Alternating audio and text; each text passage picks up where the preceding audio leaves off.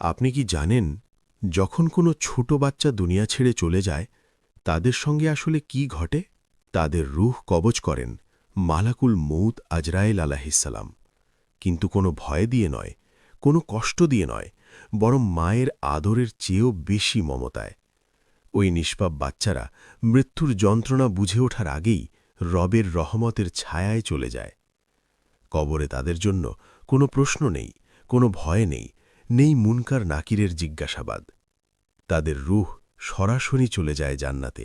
সেখানে রয়েছেন হজরত ইব্রাহিম আলাইহিসসালাম। সহি হাদিসে এসেছে, তিনি সেখানে ওই শিশুদের দেখাশোনা করেন, তাদের কোলে নেন, আর তারা জান্নাতের বাগানে হাসতে হাসতে খেলাধুলা করে বেড়ায়।